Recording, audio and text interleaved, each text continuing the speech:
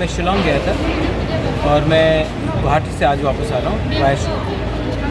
Sir, Delhi से आपके पास कोई कॉल आया था क्या अभी, मतलब बीजेपी के साथ कुछ कॉल्स आए हैं, लेकिन मैंने अपना पोजीशन क्लियर रखा है कि गवर्नमेंट में बैठने के लिए 2-3 लोगों ने बात भी किया है, लेकिन हमें कॉन्स्टिट्यूशनल सोल्यूशन चाहिए। अगर आज मंत्री बनकर हम बैठ गए गवर्नमेंट में और अपने कम्युनिटी को कुछ नहीं दिया, तो ये वही चीज़ होगा जो IPFT ने किया था। हम चाहते हैं कि हमें एक सम्मान से एक कॉन्स्टिट्यूशन, जो दिल्ली ने हमें बुलाया था इलेक्शन के पहले, उसी बात में आप शुरू कीजिए बात। हम लोग कॉन्स्टिट्यूशनल सोल्यूशन चाहते हैं।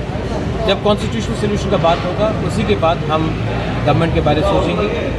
वरना बिना अपने 14 लाख तिपरासा को कुछ देकर अगर 2-3 लोगों को मंत्री बना दिया, तो ये हमारे तिपरासा, हमारे जनजाति के संग नाइंसाफ़ी। सर, ओथ टेकिंग तो हम नहीं कर रहे हैं, वोट टेकिंग तो ऑनरेबल CM मानिक शाह जी कर रहे हैं। और आपके जो MLAs हैं उनके एक हम लोग साथ तो में? नहीं, हमारा तो वोट टेकिंग कल नहीं है, कल तो शायद सिर्फ मंत्रिमंडल का है। आप लोगों का कब है?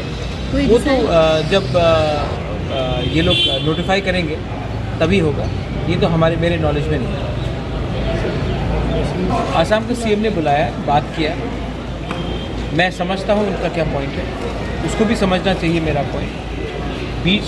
बैठकर बीच में बात करेंगे तो सोल्यूशन निकलेगा, लेकिन जो भी सोल्यूशन होगा ये कम्युनिटी का सोल्यूशन होना चाहिए, ना कि पॉलिटिशियन का सोल्यूशन होना चाहिए।